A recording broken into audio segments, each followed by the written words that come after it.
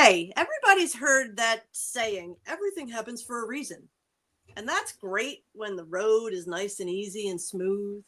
But when we hit bumps and we may wreck a car, we may roll a car, and we end up with wounds and cuts and bruises, how do we make that make sense? Well, stick around. Today, we have our special guest, Angie Yingst, who is going to talk to us about how she turned her wounds into medicine. We are here on Be Here Now, the Peaceful Empowerment Work Show, where presence invites perspective and allows peace. We are live on WGSN. We are live on the newstreamingnetwork.com TV podcast and WGSN-DB Going Solo Radio. I am your co-host, Judy Forder, and I am here with my co-host in peace, Miss Janice Leonard. Hi, everybody. Hey! Our special guest, Angie Yingst, in the house. So happy to be here. Woo-hoo! Oh, we're so glad to have you here. It's awesome. Just the pre-conversation's been great. So thank you. Yeah, well, Judy and I, as you know, we do this every week, and we do it because we want to share our experiences, our tools, and help people heal and become peaceful and more at peace. I was going to say it, repeat it again, and happy, and we love it. This is part of a 501c3 organization, and if you're interested in making a tax-deductible donation, we do have a website, www.peacefulempowermentworks.org. There's a donate button at the top and one at the bottom. And if you're able to, we hope you can donate. Excellent. It's a quick one. When we have a guest, we need to be quick. Exactly. We speed it along. Yeah. All right, Janice, you want to bring us in? Yes. All right. Everybody take a deep breath in through your nose, out through your mouth.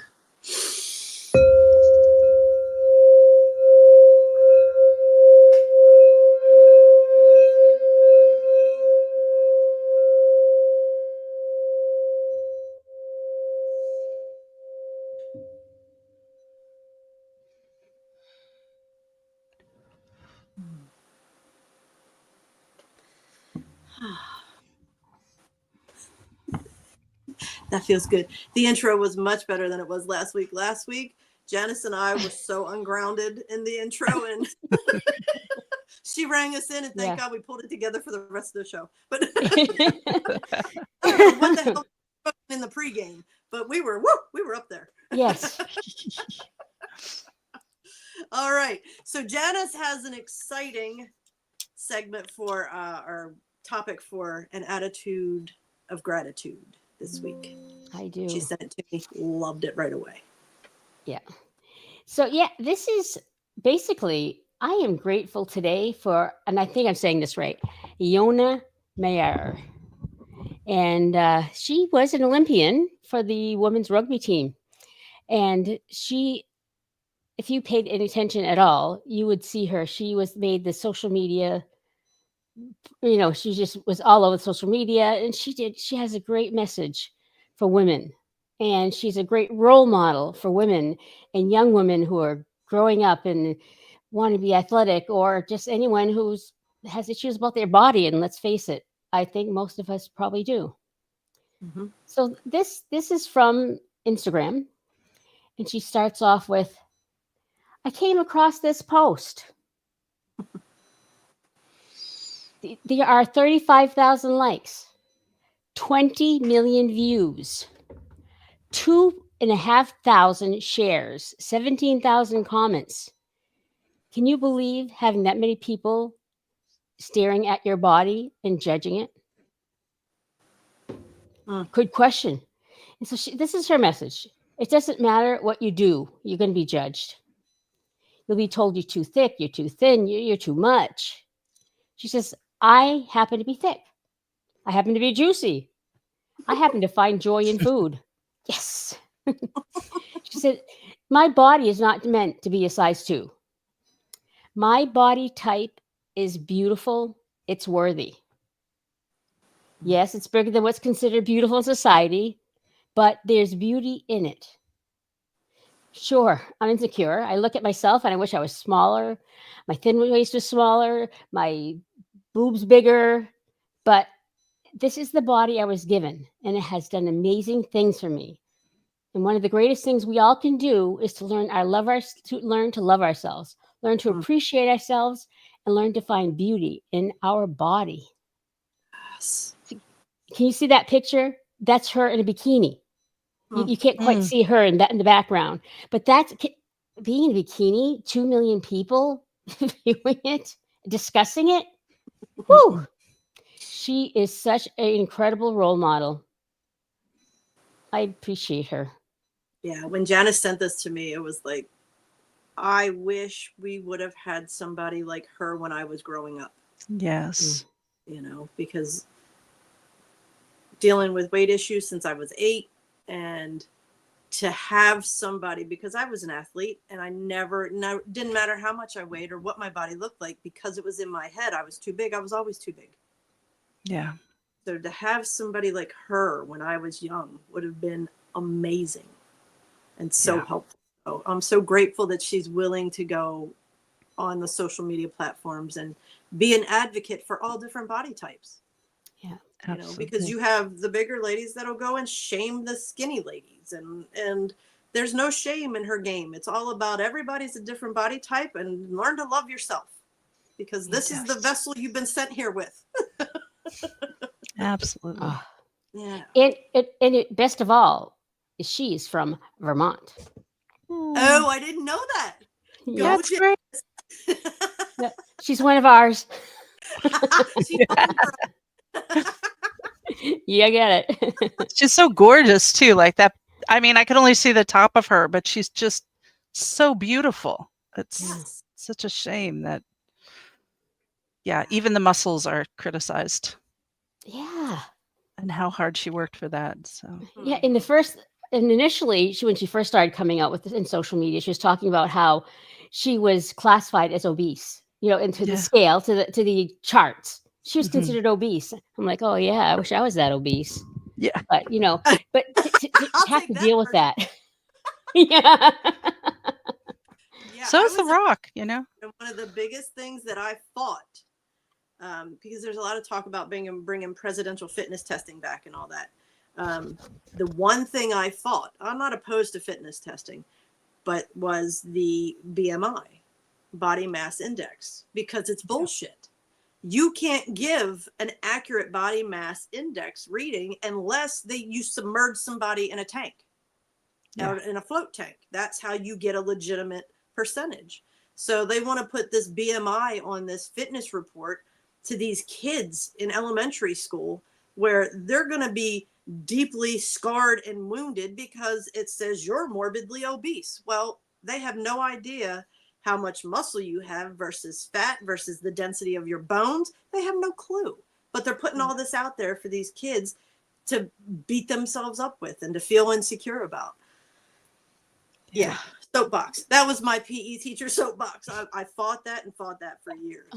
Lost, but I did the best I could to advocate and talk to the kids about how it's not accurate. But when you see those words, it's something you can't unsee. Yeah. It's unfortunate, but absolutely. So what's for the good news story? There we go. Moving right along. Yeah. Oh. Quiet kindness. I'm going to have to blow that one up to read. Hang on. As my sight is going as I'm getting older, I have to blow everything up. Okay. Okay, we're going to assume, because this is a good news story, but we're going to assume because of that, that this is true. Yeah, you know why? Because I want it to be true. It is an incredible story. Mm-hmm. This is Julia Roberts. Everyone, I think, knows Julia Roberts. She's born in 1967. And what's interesting is her parents couldn't afford the hospital bill when she was born. Mm-hmm. You don't think of that when you think of Julia Roberts, but okay. And it was quietly paid for by Martin Luther King Jr. and Coretta Scott King. Well, that's interesting. Why? Why? Well, they're good people. But not only that is, you turn it around. when the king's children wanted to go in Georgia, segregated Georgia, to school in their, and it was acting, was it just Acting school. acting school, thank you. They were supportive and welcoming to their kids. So when Julia's parents needed money when she was born, they quietly helped her out. So I just, that's inter-race, intergenerational, inter-everything story. It's wonderful. And not only that, is I love Martin Luther King, so Jr. So what a great story. Yeah. That is a great story. Quiet kindness. That's funny. I think, and in sharing these stories, Janice and I talk about this a lot, how this is the purpose of having the Good News Story on, because there is so much good going on out there. It's just not highlighted and spotlighted. So then I found that on a site by Factverse 111, and it was on YouTube. So there you have it. Great. Fact says it's fact. That's right. It's just such a great story. You could do, when anything's too great, you just, I hope it's true. Yeah. Okay. Yeah. It's funny. I have the question, have you witnessed any quiet kindness recently around you? I'm thinking, have I feel like there's kindness, there's acts of kindness going on all the time. Yeah. All the time. And I'm hearing right now that if we can make it our intention to see it more, we're going to see it all around us. Yes. And it's funny, I keep being drawn to our neighbors across the street. It's a young couple, and she's pregnant. And Tuesday, she left the house. Her and her husband left the house with bags and a pillow. So the neighborhood's all like, ooh, what's going on? Is it go time? Oh. Yeah. So And the house with the dog. They're not home yet. We haven't seen them, so we're hoping everything went well. But it's just funny how, we don't really talk a lot to them, but all three of us, me, Jen, and my brother lives in an apartment downstairs. All three of us are all excited about this baby in the neighborhood. And I get the dog's name. We don't even know the parent's name. Okay. We're all sending this good juju to them. Oh, nice. That's great. That's great. Yeah. So I don't know. For some reason, I was supposed to share that. Thank you. Yeah. But yeah. How about you? Have you noticed any quiet acts of kindness, Angie? I live in the country, and our neighbors aren't like right up against us, but there are constantly, my neighbor just came over one day and brought me a bag of his green beans from his yard. And then one of his trees fell over, and the other neighbor cut it up for him because he just happened to have his, what do you call that? The chainsaw. Chainsaw out, and he was cutting one, and so I feel like I witnessed those a lot out here. And even though we're not in each other's business all the time, it's just that quiet sharing of our resources that I think is really powerful. And I love the quiet before the kindness, because they're not posting on Facebook, hey, I just gave my neighbor a bunch of green beans because I'm a good person. I love the humility of it. So I just got some flowers. They split up the flowers from a neighbor. Just said, hey, someone want some these flowers? And, yeah, all the time. Yeah. That's great. That made me think of Mike too. Mike does a lot of quiet acts of kindness. Oh, especially he does. Yeah. Taking care of people's driveways, pushing snow, and yes. Yeah. He very awesome. Yeah. He's a good man. I got a good one. You do have a good one. He's got a good one too. All right, so we're going to move on to Pathways of Peace. And this is where we are going to focus on our special guest, Miss Angie Yingst. There she is. I get to do her biography. I just met her today, so I am honored to have her here. And I can't, when I learned about everything, when I read this to you, you're going to be as amazed as I am. Angie is, first of all, is the owner of Moon and Stone Healing Academy. She weaves earth medicine and tarot into her work as a healer, space holder, circle keeper, teacher, and artist. Imagine getting to mix all those together. She does. She learned to read tarot as a teenager and began teaching tarot in 2013. She is recognized through the World Metaphysical Association as a certified professional tarot master and certified professional divination master.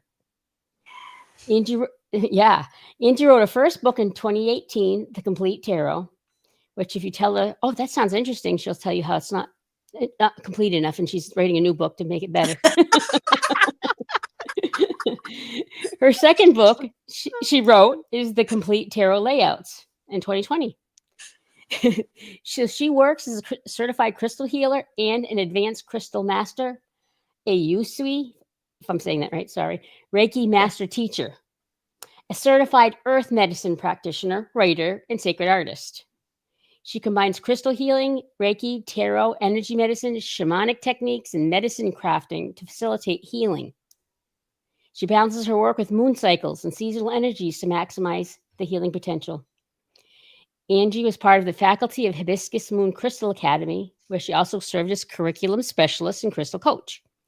Angie offers in-person and online classes in tarot, earth medicine, shamanic journeying, and healing work. She hosts a podcast called Centered, ground conversations about the metaphysical and working on another book on tarot and an oracle deck called Cycles.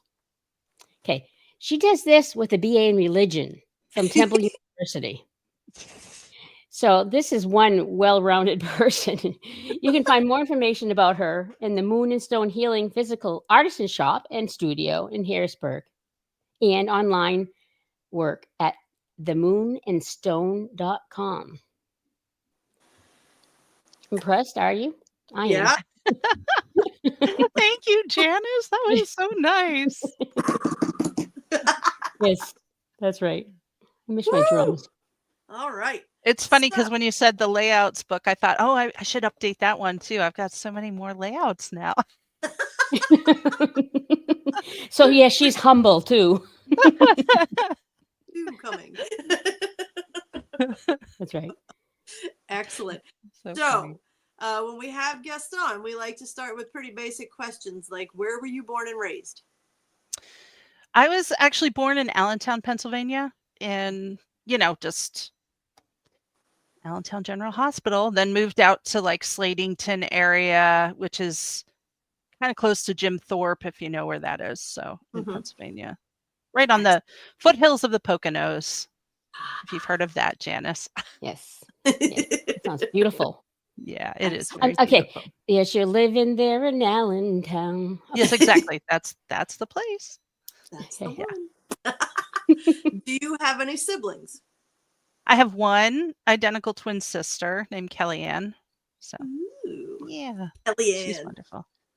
Yeah, my parents didn't find out they were having twins till a week before we were born, and so they had my sister's name, and my dad's favorite band was the Rolling Stones, so he picked Angie because that was what was popular at the time. That song was out, so I got the the one left over, the name left over. But she always said, like he always says, I named one of you after the Irish part. My dad's Irish and my mom's Panamanian, from Panama, but her parents were from Italy, Spain, so I got named the Italian part, quote unquote. They were pushing that one. That wasn't really, yeah. it didn't really fit very clearly, but yeah. I'm one of four, and my brother's named after my dad. My older sister's named after my mom's best friend, and my little sister's named after my great grandmother. I am named after my dad. Said always told me growing up, you're named after a garbage truck. Oh, your no! Your mother was so convinced that you were a boy. We're on the way to the hospital, and I'm like, hey, what if this is actually a girl? We don't have a girl's name. And she was like, it's a boy, so pick whatever you want. And he says, a Judas Refuge trash truck was at the light next to him, and he was like, Judith Ann. And they said, yep. Mom was like, sure, that's fine. Oh my goodness. So listen, Oh, I don't know if it's true, because my dad's a smartass. Yeah. So for years he would say that story, and I'd be like, Mom, and she'd go, it's not true, Judy, it's fine. College, he's spewing this story, and I was like, Mom. She goes, sorry, Judy. Oh.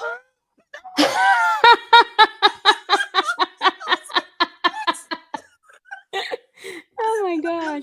Oh my goodness. Yeah. That's so Our dads funny. get along. I always used to say to him, I'm glad Wendy wasn't playing when I was born. Not a fan, huh? That's a cool name. I don't know why I used to say that. That's a cool name.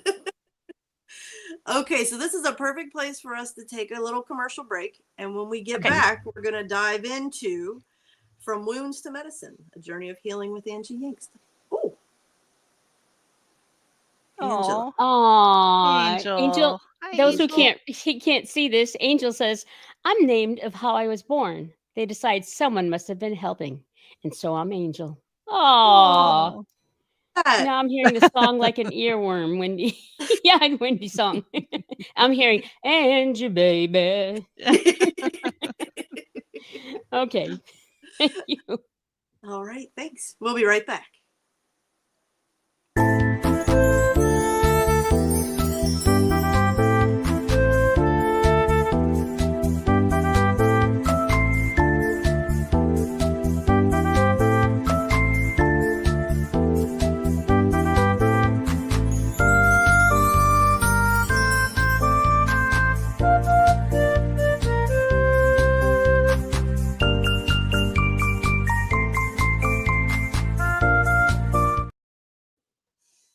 Hello and welcome back to Be Here Now, the Peaceful Empowerment Work Show, where presence invites perspective and allows peace. We are here with our special guest, Angie Yingst, and we are going to dive into From Wounds to Medicine, a journey of healing.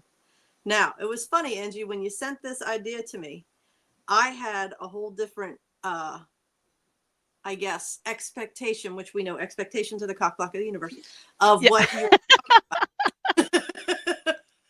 And then in the pregame, I realized it was not what I was thinking at all.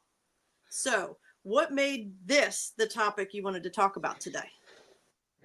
Well, it's funny because when you said everything happens for a reason, and I think you said something like that in the beginning, for me, I've gone through so much in my life, and I almost feel weird saying it because it just sounds like thing after thing after thing after thing. But what I've learned is, it was kind of hurtful when people would say everything happens for a reason, whether I believe that or not. And I eventually came to rest on the fact that we make reason out of everything that happens. Like we make meaning out of that. That's what humans do. And so I made meaning out of the wounds that I've carried, and they've become the medicine. So there are many things that I've gone through that I have thought I would never share this with another individual. And the most vulnerable, shadowy things in my life have helped another individual. So I just don't know what the medicine's going to be for that next person that I'm passing it on to. But we get to make that choice. When we were starting up, you were talking about peace being a choice. To me, healing is a choice, and we get to make it at any part of the journey. And there has been times in my journey where I felt overwhelmed by suffering. I can't go on like this. And that was the time when someone else's wound could help me heal. So I know that it's cyclical, and we're here to help each other, walk each other home, as Ram Dass says, so. Yeah, absolutely. So where do you even want to start? What was your first wounding experience that you realized when sharing it would be used as medicine? So for me, I grew up in an alcoholic family, and so there's a lot of wounds around just being frightened a lot, and I did not have an abusive Like my father wasn't abusive per se. He was a drinker that was self-abusive. So he got depressed. He had a lot of anxiety, those kind of things. So I think I carried a lot of that, trying to be a caregiver to other people. I grew up kind of being raised as a codependent, so to speak. Mm-hmm. And so when I went off into the world and started making my own way, I just found myself in these relationships over and over again with alcoholics or addicts. I found myself in situations where I wasn't, feeling empowered at all. And I did not know how to get out of them. People would look at me and they'd be like, "You're the strongest person I know." And I really did not know how to not be strong. I really did not know how not to be in survival mode. And I finally meet this wonderful man. We get married, we have kids, I have exactly everything I want in the world. And we got pregnant with our second child, and she died at 38 weeks pregnant. So I was really close to birth. I was in labor, and she was stillborn. And at that time, I'd been studying religion. I've been on this religious, basically spiritual journey. Who am I? I got my degree in religion. I was constantly searching. So I went to every church. I prayed with everybody. I've been on, singing Hare Krishna songs, and then in a synagogue, I've done everything. And I couldn't quite make that leap to be like, this is what faith is. I just didn't understand how to make that leap. And when my daughter died, because she was stillborn, and I found out she died before she was born. So you find out that your child has passed away, and then they say, well, you can't leave the hospital. Now we're going to induce labor. So don't forget, you have to pick a funeral home. Where's she going to go? What are you going to do? How do you want to bury her? Do you want to cremate her? Figure that out. We'll leave you to it, And I was just like, oh, I don't know what to do, and I basically just put on my big girl pants and did it. And the nurse they give you one nurse when you're going through that stays with you the whole day so that you don't get shocked over and over again. They put a notice on the door that has like a symbol that all the nurses understand that you've lost a child. But it's incredibly painful to go through this process, obviously, because you're just waiting, and I was scared. I'm embarrassed to admit it now, but I was so scared to see my daughter because I didn't know what it would be like. And so the woman who was actually our nurse was a Unitarian minister. And so my husband would kind of disappear for a while, just trying to get his bearings, call people, tell people what was going on. And she would just sit with me and talk to me about the nature of the universe and life and why things like this happen. And she just was so patient and loving. I realized I was part of something much bigger. And she gave me this packet of info that was like from support groups of other women who had lost children. And the first thing that was there was like, it said, a letter to Alex. And I start reading it, and I'm like, I've read this before, which was shocking. And I got to the bottom, and it was my coworker before I stayed home with my children. And I had remembered that her second child was prematurely born and died, and I just I hadn't had children. So I don't think I processed what that loss was and how deep that was. And so I had this like moment of like, oh my God, we're all grieving. Like I was not a good friend to her, but I was like, everybody has lost. And so I remembered this Buddhist story about this woman whose child had died in the middle of the night, and she takes the child to the pharmacist and says, I need medicine. And he said, your child has died. I can't do anything. And she's like, you're wrong. And she goes to the next doctor, and he says, your child has died. And she goes to someone else, and they said, you should go see the Buddha. Like, you should go see the guy at the monastery. And she goes in, and the guy at the monastery says, I know what will fix your child. I can heal him. But I need one mustard seed, and it has to come from a house that has not known death. And so she went door to door through the whole town and knocked on the door and said, do you have a mustard seed? And they were like, of course. Like, oh, wait, has your household known death? And the first one's like, oh, yes, my father died last year. You were there at the funeral, you know. Next one, oh, no, my sister died. Oh, no, the next one. And by the time she got through town, she realized that her child was dead, that everybody, no one escapes death, you know. And I had all these thoughts before I even had given birth to her. And so I had this moment of enlightenment during that time of just, I was deeply, deeply grieved, but also I had a sense of being connected to all humans. And that was so profound.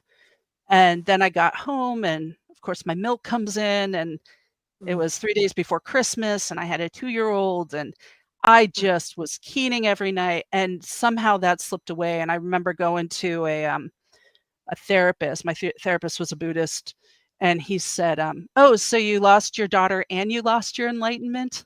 And I said, yes, because I was suddenly filled with anger and filled with rage. I was rageful at people who said what they thought were well-meaning things, you know, like, you can have another baby, you're young, you know, oh, you can do that, you know. It just, there were so many times where I just was misplacing this anger all over the place. I did not know how to sit in discomfort. And I found myself drinking after I put my daughter to bed, like drinking a bottle of wine just to like feel nothing, you know. And I was really, really struggling. The good thing that I did was I wrote to the Philadelphia Inquirer. They had a psychology guy who answered questions, Dr. Gottlieb, and I wrote him a letter, and he put me on like a podcast like this, and he interviewed me. And I just wrote the letter. I was like, I don't know what to do. I don't know how to live. I'm so angry. And what happened was the comment section got filled with other women who lost children. And they said, we have blogs, like, come write, come be with us. And they welcomed me into this community, and I started writing my story on a blog. And I connected with women all over the world who had also lost children. And I started taking a class. I took a class on grief and creativity. And so I bought a book on how to do watercolor, and I would set a timer for an hour and a half with my 2-year-old. I'd give her paints, a paintbrush. I'd put a canvas up, but she sometimes just painted the walls. And I thought, I'm not parenting, like, I'm not telling this child not to do anything. She's going to be able to paint wherever, and I'm going to paint, and we're just going to paint for this hour and a half. And we did it every day. And I started painting these little Buddhas that were, they're called Mizuko Jizos, and they're little protectors of women with stillborn children. And I had so many of them. I had like 50 of them. And I just sent them to women all over the world. And I would just paint them and send them, and paint them and send them, and paint them and send them every day. And I was writing and connecting, and it was just, suddenly I had this whole community of women that, you know, one of my best friends is in England, you know, that I met during that time. And she also had a 2-year-old, and she also had lost a child like 3 months before me. So it's like we were all walking at the same path at the same time. And if somebody had a hard day, like, I realized what they did, which is when we found a new person, we would send an email blast out to everyone. Hey, there's someone who needs us. And all the women would flock to their blog and send supportive comments, send their emails, tell them we're here. And so it was like this community of holding each other. And that was my first feeling of God, was being held by complete strangers who didn't know anything about me, my family, and just took me, you know, in. And I'm still very, very connected to a lot of those women. And so through that, realizing, you know, hey, I'm drinking too much, and I do not want to be an alcoholic parent. So I think I'm going to go to AA, and I think I'm going to get sober. And I got sober 2 years after my daughter died and have been sober since then. And so getting sober was a big recognition of the shadow part of me, the anger. That came long before Lucy died. That came a long time before, the grief was there way before my daughter died, way before any of this stuff. It was there from childhood. And this was just touching it. It was like touching a wound, an open nerve. And I had to figure out how to do my own protection. So I started going to meditation circles. And that's really how I got on this path. Was I went to a meditation circle, and the woman leading it, Rita Strauss, who's still, just such a important part of my spiritual journey, she said to me, "You're channeling the Jesus. You've been channeling this whole time. You've been channeling the words. You've been giving this out. Like, this is your path." And she kept telling me I was a healer, and I was like, I don't know what you're talking about, And I just had to walk the path as it opened and as it came. So sorry to go on so long without No, but yeah. Not apologize. Oh my gosh. Yeah. Yeah. Janice and I are both emotional over here. That's so It's a big deal. I mean, I've always wanted to, in our community, we talk about it, how extraordinary it is, but that community exists, and most people do not even know that there's an entire community of grieving people. So when I was doing that, I did a journal where I published a piece of art, writing, like poetry or music, that someone who had lost a child had done. For 365 days, I posted a different piece of art from different grieving parents, because art was such a powerful part of my healing. And I was shocked at the kind of depth and beauty. And, we didn't judge beauty. It was just like, just put your ugly art out there, and I remember getting some that just had the F word, across it. But it was really important, because we all could relate. There was always comments at the bottom of those posts of people that said, "This really hit me in the heartstrings, this really hit me." And so it is so powerful how community can heal. So, yeah. Yes. Wow. Whew. Wow. Holy moly, Angie. Yeah. It's a lot. I mean, my friend Jess always says that I'm a joiner, like I join things. Like if somebody's like volunteering, like I'm always like, I join. So I did like start a lot of things and was involved in a lot of things because it was so healing for me, And so when I came into doing healing work and, doing this stuff, it was very easy for me to like call in community, because I'd been doing that with we call ourselves baby lost people who've lost the babies. Our baby lost community, we all connected that way. So it was, easy for me to connect with other people because I'd been doing that. So Wow. did that tie in? Did you find that same kind of support, kindness, non-judgmental, safe space? Because you've had two different kinds of cancers. Yes. And you found that community as well? I haven't connected as much. It's interesting. The community of healers that I got tapped into, I started my business. I lived in South Jersey, outside of Philadelphia. My husband's a nurse anesthetist, and he focuses on pediatrics. So he was at a children's hospital in Philly. And then we moved to Hershey, like right outside of Hershey, because he got a job at Penn State Medical Center. And I had to build my whole community all over again, not just my community, my metaphysical community, but my recovery community. I had to do all of that from the ground up. And it was so hard. It was a walk of humility, because I would go into AA meetings and say, like, I'm new here. And I had been through, I think I had 3 or 4 years of recovery. And so it was just humbling to say, like, I need help again.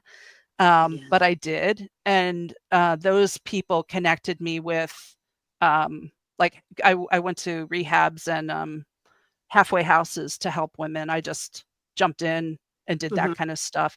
And one of the women took me to Altaview Wellness Center, and I went to a journey with Sharon Muzio, who became my BFF and was on your show, and it will be on your show again.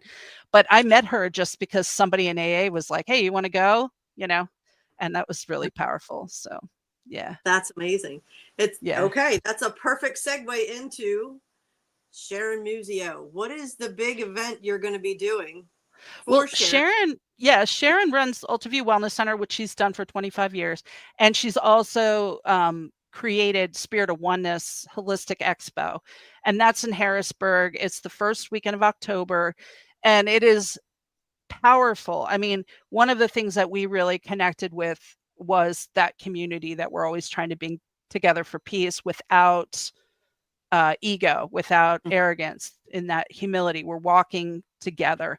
And so she has brought 60 plus vendors together every year, and she has a theme and she walks together. And one of the things we worked with together was I started doing community art there. So I painted the big wings that are at Spirit of Oneness, and people stand in front of them, get their picture taken, and looks like they have angel wings. And I've done a lot of community art projects, the Spirit of Oneness, and Sharon and I work together on those things, coming up with ideas. And, you know, we've done like art quilts and hope trees and gratitude walls. And we do a lot of those kind of things because bringing people together is what Sharon's really passionate about, and what I'm obviously very passionate about, because the things that I think are most powerful are when we share our wounds, we get the healing, you know, and that's really where the medicine is in our shared humanity and compassion. So, you know, I think Spirit of Oneness like exemplifies that, because people will come to your booth and say, oh, do you do this? Like, no, but that person over there does it, you know, and we refer each other. And it is 2 days of amazing energy. And I go on Thursday and help set up, and those are some of my favorite times because I'm one-on-one with the people I love, and we're pulling together, saying prayers, clearing the energy, setting the stage. Sharon takes that very, very seriously, is making sure the energy is good there. So yeah, she really does. She really does. And we're excited because Jen and I would go as Journeys with Judy, and we do live interviews from the show. Absolutely. And this year we're going to be doing it through Be Here Now. And we're so excited to be doing vendor interviews. We'll start Friday afternoon and run them all day Saturday. And, you know, when we started the idea with Journeys with Judy, we traveled around to different expos. And it's not to say that other events aren't great, but there is something very special and different about Spirit of Oneness. Absolutely. And you are absolutely correct about the intention that Sharon and all of you that help her put into making sure the energy is right and perfect is just amazing. It's like when you walk through those doors, if there's any ego on your shoulder, it's left at the door. Yes. And it's not because you have to set the intention to leave the ego. It's like once you hit that vibration, ego doesn't have a chance. Yeah. That's absolutely right. Yeah. Yeah. So and, you know, we notice the shift. Like we have people who come and they're just there to make money. They want to be rude. They want to be whatever. And they just don't come back the next year. It's like they really don't resonate. And I think that's where we really, when we talk about energy, that's the important part, is like she sets this high vibrational standard, and people match it, you know, because she doesn't have the ego. So absolutely. Absolutely. Okay. So before we go, Silveria, if you can pull up that other slide I talked over, I'm sorry. Angie has her 2 books. Yes. That can be found on Amazon. The Complete Tarot Guide. The Complete Tarot, a guide for reading tarot. And then the Complete Tarot Guide layouts. And she has her website, the Moon and Stone Healing Academy. So we will, I don't even know what to say about it. It's amazing. We're so excited that you be here with us. Thank you for having me. Sorry I talk so much. I feel like I just... That's why you're here. Okay. I mean, no, do not apologize. They're up here swearing loudly. Do not apologize. Okay, thank you. Your story is serving, no doubt. Okay, something you. to chew on. Janice, what do we have for something to chew on? Our parting thought. Something for you to think about this week. What if scientists developed a tablet that instantly gave you all the courage that you needed? Would you take it? If so, how often and for what? Yeah, that's something. Interesting. I know, right? When I was typing it up, I was thinking if I took it and I had the courage, would I need to take it again? There you go. Yeah. Yeah, definitely something to think about. But again, we want to thank you all for joining us. Angie, thank you so much for Thank choosing you so to be much for having Thank me. you. It has been Amazing. lovely, and we would love to have you back anytime you want to talk about anything else. Please. Yeah, please. I would love that. Outstanding. So much fun. So please remember, You're not alone. and don't ever forget, you're awesome. Thank you, everybody. We'll see you next week. Thanks, everybody. Thanks, Bye. Angie. It's Of great to have course, you here. thank you. Thanks, everybody, for coming.